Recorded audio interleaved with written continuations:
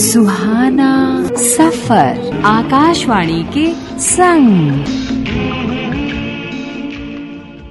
कार्यक्रम सुहाना सफर आकाशवाणी के संग के विशेष अंक में आज हमारे मध्य उपस्थित हैं श्री संजीव दोसांझ, कार्यक्रम प्रमुख आकाशवाणी चंडीगढ़, साथ ही में दूरदर्शन चंडीगढ़। सभी के जीवन में पहले प्राचीन समय में कहा जाता था कि 4 आश्रम उनके जीवन में होते थे, जिसमें शुरुआत की जिंदगी, उसके बाद गुरुकुल, उसके बाद उसका गृहस्थ आश्रम और उसके उपरांत वानप्रस्थ। परंतु जब से मनुष्य ने नौकरी करना शुरू किया तो नौकरी भी एक आश्रम का ही रूप रहता है, और नौकरी को जो पूरी तरह से आश्रम की तरह निभाया तो हमारे सभी की नजरों में आप हैं, और सभी को मालूम है, जितने भी आपके कलीग्स हैं उन्हें तो सभी को मालूम है कि आपने कहां से अपना सफर शुरू किया और कितना बखूबी ये सफर निभाया। परंतु हम अपने श्रोताओं के लिए जानना चाहते हैं, आज आपकी सेवानिवृत्ति का दिन है, तो आपने ये अपना सफर आकाशवाणी के संग कहां से शुरू किया और ये कहां पर अब समापन की ओर जा रहा है? अश्विनी भाई, बहुत बहुत शुक्रिया मुझे इस लायक समझने के लिए कि मैं अपने सफर की बातचीत करूं अपने श्रोताओं के साथ। मेरा ये आकाशवाणी का सफर 15 जून 1989 को शुरू हुआ। उससे पहले बहुत से इम्तिहान दिए, जगह जगह कोशिश की, ऐसा भी मौका मिला कि एयरफोर्स में भी सिलेक्शन हुई, और जब वो सिलेक्शन हुई तो आकाशवाणी के स्टूडियो में मुझे बुलाया गया कि आपने इस इम्तिहान को किस तरह बाखूबी पास किया, क्योंकि मैं ऑल इंडिया रैंक 2 था जी। तो जब मैंने वो बताया, वो आकाशवाणी की दीवारें मुझे बहुत भा गईं। मुझे लगा कि काश कभी जिंदगी में मौका मिले तो मैं यहीं पर काम कर सकूं। मैंने वो करियर ज्वाइन नहीं किया और आकाशवाणी को बाद में अपनाया। आकाशवाणी मेरे लिए केवल एक वो नहीं था कि मैं एक नौकरी कर रहा हूं, मेरे दिल की आवाज थी। इट वाज माय पैशन जी। क्योंकि मैं यूनिवर्सिटी, कॉलेज, स्कूल में एक अच्छा वक्ता था, स्पीकर था, बहुत से डिबेट्स, डिक्लेमेशंस, पेपर रीडिंग्स में भाग लिया। तो यही सोचकर समझकर मैंने आकाशवाणी में कदम रखे। और आपकी सबसे पहले जो पोस्टिंग थी वो किस केंद्र में हुई? मैं अपने आप को बहुत ही खुशनसीब समझता हूं। इस तकरीबन 35 साल की जर्नी में मैंने आकाशवाणी के हर क्षेत्र में काम किया जी। और पहला मुझे मौका मिला एक बहुत ही प्रख्यात स्टेशन, हमारा आकाशवाणी जालंधर जी, जो कि हमारी इंडिपेंडेंस के बाद लाहौर से यहां शिफ्ट हुआ और इस क्षेत्र का प्रमुख केंद्र था। और मेरी पहली पोस्टिंग आकाशवाणी जालंधर में हुई और वहां पर मैं एक ड्यूटी ऑफिसर के रूप में मैंने काम शुरू किया। और उस समय जो ड्यूटी ऑफिसर था उसको कहते थे कि आकाशवाणी की निगरानी करता है। He was the protector, the projector of All India Radio. तो अच्छा एक मौका था कि बहुत बहुत अच्छे प्रोड्यूसर्स, अनाउंसर्स, उनको सुनना और उसके बारे में लिखना कि उन्होंने कैसे कार्य किया है। तो ये बहुत ही अच्छा मौका था और बहुत कुछ सीखा, और वहां पर पहुंचकर भाषाओं का भी ज्ञान बढ़ा जी। चंडीगढ़ में रहकर हम केवल हिंदी ज्यादा बोलते हैं, पंजाबी कम बोलते हैं। तो वहां पहुंचकर पंजाबी को और सीखा, पंजाबी च गलबात करना सीखिया, पंजाबी च उद्घोषणा करनी सीखी, ते पंजाबी नु भी गले लाया। तो जैसा कि आपने कहा कि आपकी पहली जो पोस्टिंग थी वो आकाशवाणी जालंधर थी, आपने बहुत कुछ सीखा। उसके उपरांत आप विभिन्न कार्यालयों में गए और अलग अलग जगह पर कार्य किया। तो आपने इस दौरान कुछ चुनौतियां भी फेस की होंगी। वो कौन कौन सी इस तरह की चुनौतियां थी जिनको आपने बखूबी निभाया? बहुत सी चुनौतियां थी। आकाशवाणी जालंधर के बाद तकरीबन 1.5 साल वहां काम करने के बाद मैं चंडीगढ़ वापस आया, क्योंकि चंडीगढ़ मेरा घर था जी। वहां से यहां आकर देखा कि कमर्शियल सेवा क्या होती है, तो कमर्शियल का काम सीखा। और यहां मुलाकात हुई हमारे केंद्र निदेशक तालिब साहब से। तालिब साहब एक बहुत ही, मैं कह सकता हूं, वर्सेटाइल पर्सनालिटी थे। एक अच्छे लेखक थे, एक अच्छे वक्ता थे, एक अच्छे प्रोड्यूसर थे, एक अच्छे अनाउंसर थे। और उस समय मुझे याद है, हम किसी भी कार्यक्रम की अगर रिपोर्ट लिखा करते थे, वहां पे हमारे लिए वो केवल एक रिपोर्ट नहीं हुआ करती थी, वो it was a kind of an exercise in your language. जी जी। हम चुन चुन के भाषा के शब्द इस्तेमाल करते थे, फिर उन शब्दों की मीटिंग में जिक्र हुआ करता था कि और कौन कौन से सिनोनिम्स हो सकते हैं इस शब्द के लिए। तो उस दौरान आपकी वोकैबुलरी की ग्रोथ हुई, बहुत कुछ सीखा उनसे, कहाँ पॉज देना है, कैसे स्क्रिप्ट लिखनी है, कैसे प्रोग्राम प्रेजेंट करना है। तो आज भी जब तालिब साहब को याद करता हूं तो आंखें झुक जाती हैं नम हो जाती हैं, क्योंकि बहुत महान एक व्यक्ति थे वो। जी जी जी, ये तो आपने बताया कि किस तरह से आप कमर्शियल स्टेशन में आए और आपको तालिब साहब मिले, उन्होंने बहुत कुछ आपको बताया, और उसके उपरांत आपका डायरेक्ट प्रोग्राम एग्जीक्यूटिव के लिए भी सिलेक्शन हुआ। वो प्रेरणा कहाँ से मिली, और ये क्यों लगा कि जैसे वैसे तो पहले ही आपने कह दिया कि आकाशवाणी में ही रहना चाहते थे आप वैसे आपने अपना जो पोस्ट ग्रेजुएशन है वो जियोलॉजी में किया हुआ है, आप चाहते तो अपना क्षेत्र बदल भी सकते थे, परंतु आपने इसी को आगे अपनाया। आकाशवाणी ज्वाइन करने के बाद एक रिश्ता सा कायम हो गया। इसके बाद फिर लगा कि हाँ, ये दिल की आवाज है, दुनिया की आवाज है, जन जन की आवाज है, यहीं रहेंगे और यहीं कुछ करेंगे। और ईश्वर की कृपा से उसी समय एज प्रोग्राम एग्जीक्यूटिव यूपीएससी से सिलेक्शन हो गई, और शुरू में मैंने कोशिश की कि मेरी चंडीगढ़ पोस्टिंग हो जाए जी। तो मुझे मेरे सीनियर्स ने कहा कि उस केंद्र पर नहीं रहना चाहिए जहां पर आपने एक जूनियर लेवल पे काम किया, किसी और केंद्र पे जाओ। तो मेरी पोस्टिंग हुई पटियाला। जी जी। और उन्हीं दिनों पंजाब में और इस क्षेत्र में टेररिज्म का जमाना था, बहुत मुश्किल वक्त था। और देखिए, कुछ हालात ऐसे हुए कि दिसंबर 1990 में तालिब साहब का यहां पर मर्डर हुआ। उसके बाद 1991 मार्च 1991 में मैंने ज्वाइन किया पटियाला, और पटियाला तकरीबन उसके एक साल बाद 1992 में वहां पर जो हमारे केंद्र अभियंता थे, स्टेशन इंजीनियर, उनका भी टेररिस्ट द्वारा मर्डर किया गया जी। और वो समा बहुत ही बुरा था। समा था, भयंकर समा था इस एरिया के लिए। उस समय हमें काम करना, क्योंकि हम ही एक मीडिया थे, बहुत से हमें खत भी ऐसा आया करते थे टेररिस्ट से कि तरह तरह की, और हम धमकियां हमें मिला करती थी। लेकिन उन धमकियों के बावजूद हमें काम करना था। हम केंद्र से बाहर नहीं जाते थे, हम बीच में रहकर लोगों की आवाज बने, और इस केंद्र को, इस संस्था को हमने चलाने में पूरा योगदान दिया जी। उसके बाद अश्विनी जी, आप बात कर रहे थे चैलेंजेस की। पटियाला में फ्लड्स आए, और फ्लड्स के दौरान मुझे पता चला कि हाँ, radio is the only medium of disasters. उस फ्लड्स के दौरान हमने लोगों की सहायता किस तरह रेडियो के माध्यम से की, वो एक एक्सपीरियंस था। टेलीफोन लाइंस कट गई, बिजली कट गई, लोगों के पास कुछ बचा था तो केवल वो एक रेडियो सुन सकते थे।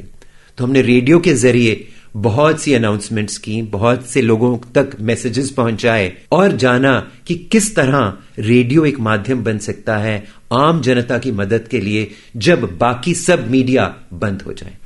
जी, आपने कहा कि ड्यूटी ऑफिसर के तौर पर अपनी सेवाएं आपने आकाशवाणी के साथ शुरू की, और जो बाहर लोग हैं या जो अनभिज्ञ हैं कि ड्यूटी ऑफिसर की क्या ड्यूटी होती है, उनको लगता है कि एक व्यक्ति है जो गाने सुनता रहता है। तो गाने तो हम वाकई ही सुनते हैं, वैसे तो क्वालिटी कंट्रोल का कार्य होता है। वो आपने बताया कि किस तरह से रिपोर्ट्स लिखना, किस तरह से अप्रेजल करना कार्यक्रमों का, वो हमारा इंटरनल मैटर है, परंतु बहुत सारे लोगों को पता नहीं होता। श्रोताओं, इस समय आप सुन रहे हैं सुहाना सफर, आकाशवाणी के संग का विशेष अंक, और हमारे साथ हैं संजीव दोसांझ, कार्यक्रम प्रमुख आकाशवाणी चंडीगढ़ और दूरदर्शन चंडीगढ़। और आज इनका सेवानिवृत्ति का दिन है, और उसी पे हम चर्चा कर रहे हैं कि किस तरह से सारा जीवन आकाशवाणी के संग बिताया और डिवोट भी किया। बहुत सारे व्यक्ति होते हैं जो, ये एक तरह की कला है, रेडियो पर बोलना, अनाउंसमेंट करना, इंटरव्यू करना, और आप एक बेहतरीन प्रसारण करता रहे हैं। परंतु हमें जो बात बहुत अच्छी लगती है आपके बारे में, वो ये है कि आप जैसे बोलते हैं रेडियो पर, उसी तरह से आपका व्यवहार है। आप बाहर भी उसी तरह से मृदुभाषी हैं, आप माइक पर भी उसी तरह से मृदुभाषी हैं। बहुत सारे लोग अभिनय तो करते हैं, माइक पर कुछ और तरह से होते हैं, परंतु बाहर लोगों का व्यवहार बदल जाता है। वो आप ये किस तरह से बना कर रखते हैं? अश्विनी भाई, इनफैक्ट मैंने जब अभी भी माइक के सामने बैठा हूं, तो मैंने कभी ये नहीं सोचा कि मैं माइक से बात कर रहा हूं। मुझे यही लगता है कि माइक और हम दोनों आपस में बातचीत कर रहे हैं, और वो बातचीत आप तक पहुंच रही है। तो जैसे ही ये माइक से रिश्ता हुआ, तो माइक एक जिंदगी का हिस्सा बन गया जी। और यही वजह है कि क्योंकि मैंने इसे अपना एक जीवन का अंग सोचा, जीवन का एक पार्ट ऑफ माय लाइफ सोचा, इसीलिए शायद बाकी लाइफ में भी, जिंदगी में भी जब लोगों से बात करता हूं, तो एक वो अपनापन वहां भी रहता है, यहां भी रहता है। और जब वो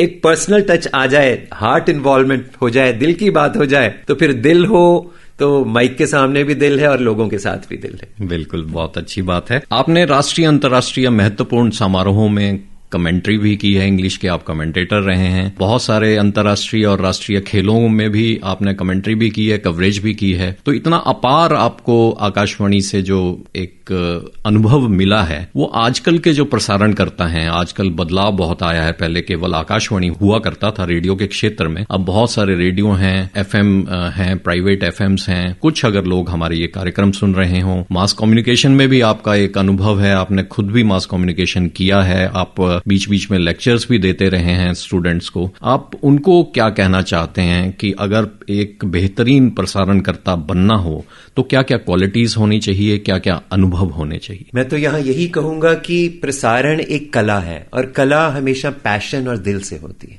आप दिल के साथ साथ अपनी बोलने की क्षमता, अपना एक्सप्रेशन पढ़िए, लिखिए और बोलिए। और अगर उस बोलने में आप जिंदगी का अपना एक्सपीरियंसेस जो आपके साथ घटा हुआ है, जो आप अपने आसपास देख रहे हैं, अगर उनको उनके साथ जोड़ सकेंगे तो आप लोगों की दिल की आवाज बन सकेंगे जी।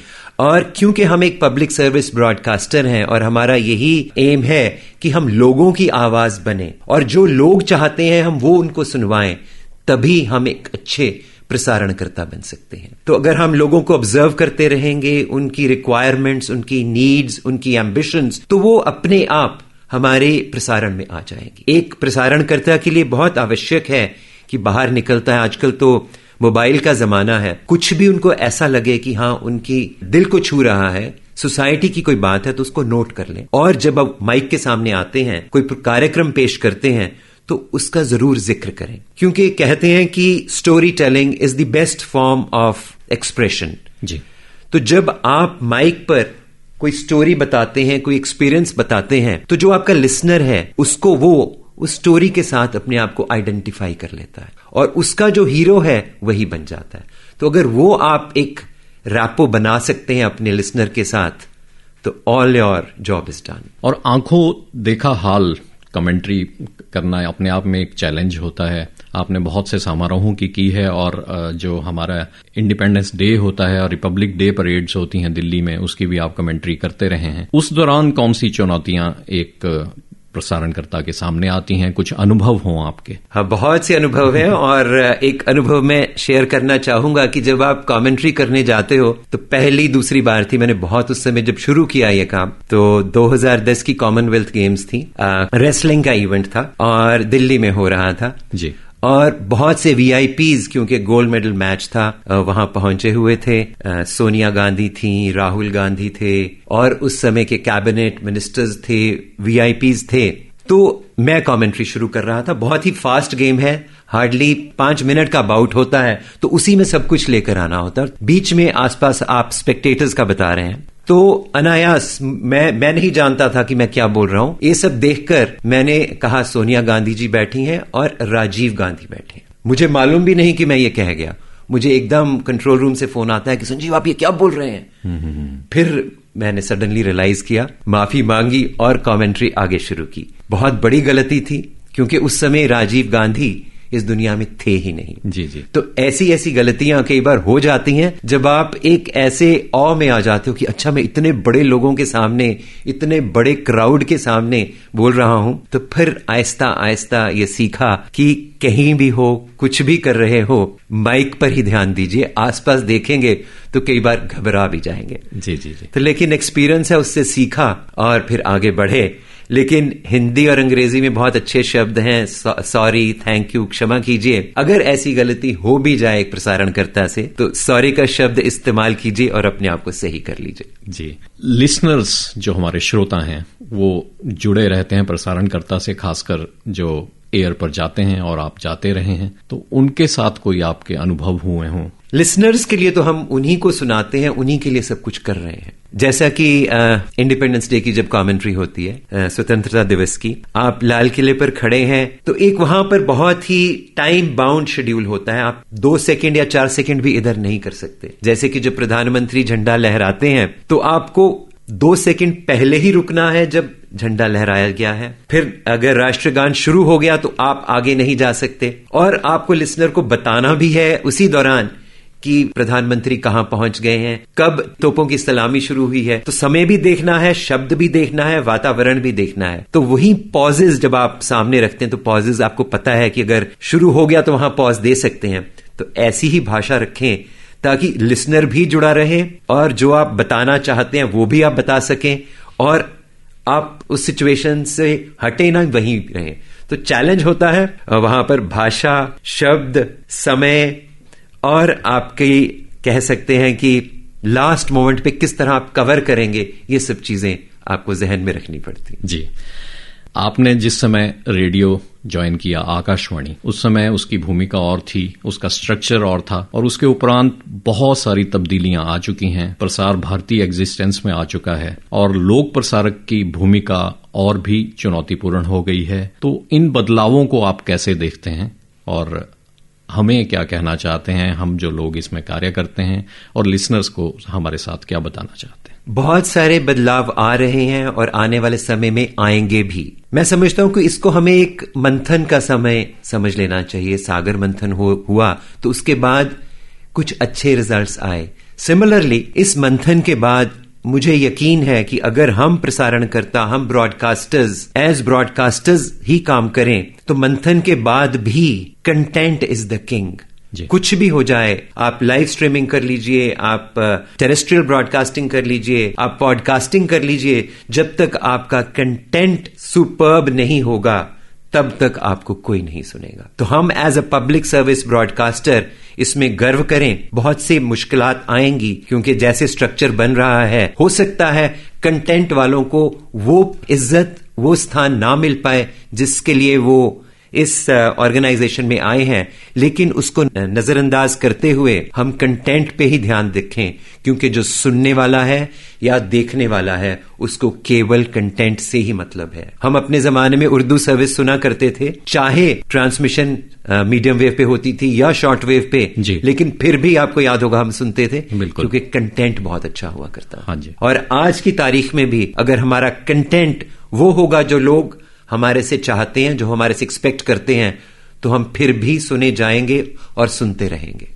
जी सर, हमने बात की राष्ट्रीय अंतर्राष्ट्रीय महत्वपूर्ण समारोह में आपने कमेंट्री भी की और विभिन्न पदों पर आपने कार्य किया। उसमें महानिदेशालय में भी आपने एक भूमिका निभाई, पॉलिसी डिवीजन को भी देखा और एक्सटर्नल सर्विस डिवीजन को देखा। तो वहां की भूमिकाएं आपको किस तरह की लगी? क्योंकि महानिदेशालय आकाशवाणी का दिल्ली में स्थित है, वहां से पूरे जितने भी हमारे केंद्र हैं पूरे भारत में, वहां पर निर्देश जारी किए जाते हैं। तो वो समय कैसा रहा आपका? अश्विनी जी, इस बारे में मैं अपने आप को बहुत ही खुशकिस्मत समझूंगा क्योंकि प्राइमरी चैनल से शुरू होकर कमर्शियल ब्रॉडकास्टिंग में आया, कमर्शियल ब्रॉडकास्टिंग से फिर मैं पटियाला, बठिंडा लोकल लेवल पे ब्रॉडकास्टिंग की। उस जमाने में लोकल रेडियोज शुरू हुए थे और लोकल रेडियोज का यही एम था कि हम लोगों की बात सरकार तक पहुंचाएं, लोगों की मुश्किलें और सरकार के बीच में एक हम वो बने, सेतु बने।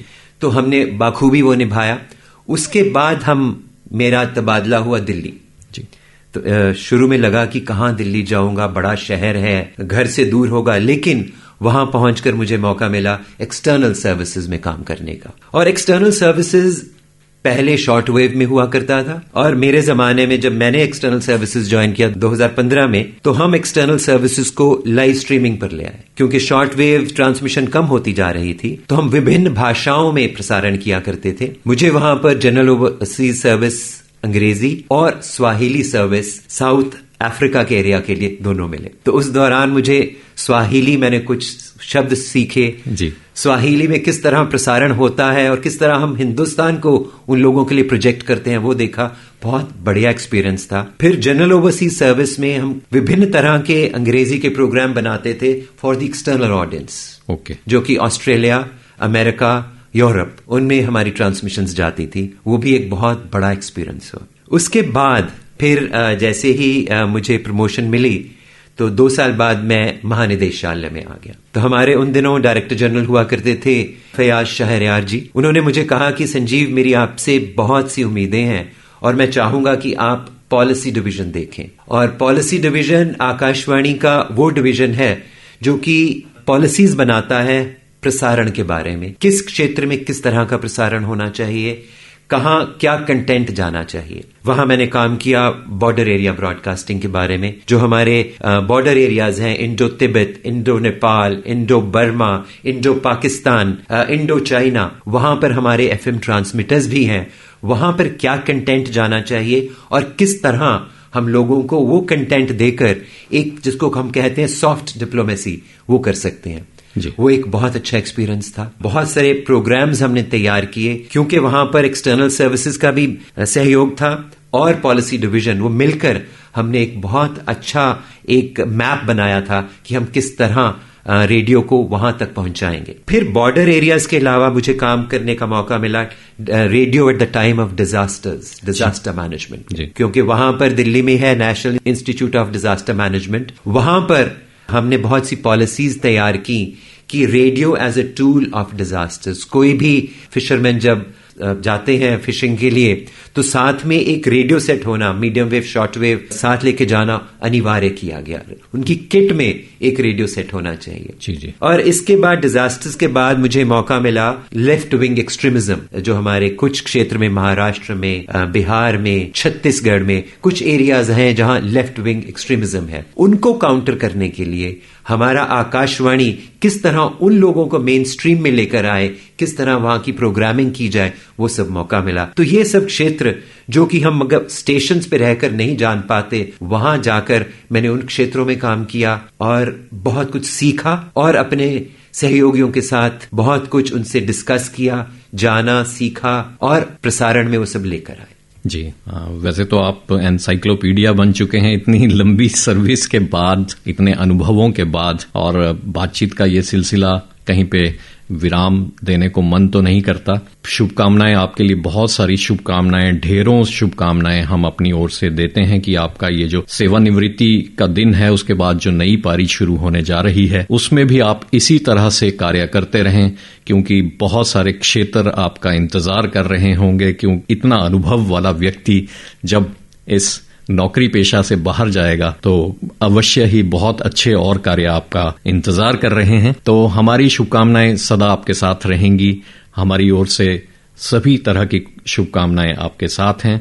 अश्विनी जी, बहुत बहुत शुक्रिया। और जैसा कि आपने शुरू में कहा था कि अगला जो आश्रम है वो वानप्रस्थ की ओर जाता है तो उस आश्रम में जाते हुए मुझे लगता है कि अब इन चीजों से मुझे ज्यादा स्पिरिचुअलिज्म की ओर जाना चाहिए। और लेकिन ऑफ कोर्स आप सभी के साथ ये मेल मिलाप बना रहेगा। और आपको जाते जाते मैं यही कहूंगा कि एक ब्रॉडकास्टर, एक प्रसारणकर्ता लोगों के दिल में बसता है। इसी तरह आप लोगों की मदद करते रहिए। अपना जो आप हर सप्ताह एक कार्यक्रम करते हैं एफएम लाइफलाइन, उसको वैसे ही करते रहिए जैसे आप कोविड के समय में भी करते थे। आप करते रहें और लोगों के दिलों में बसे रहें। मेरा सभी अपने सहयोगियों से, इंजीनियरिंग विभाग से, न्यूज विभाग से, प्रोग्राम विभाग से मेरा यही सबको संदेश रहेगा कि प्रसारण दिल से कीजिए, क्योंकि आप लोगों की आवाज है। बहुत बहुत शुक्रिया, नमस्कार। सुहाना सफर आकाशवाणी के संग ये विशेष अंक आज हमने पूरा किया। अपने वरिष्ठ सहयोगी श्री संजीव दोसांझ कार्यक्रम प्रमुख हैं, assistant director programme Akashvani Chandigarh और दूरदर्शन चंडीगढ़। सौम्या स्वभाव, हंसमुख, मृदुभाषी, आप सदा इसी तरह से मुस्कुराते रहें। बहुत बहुत धन्यवाद। सुहाना सफर आकाशवाणी के संग।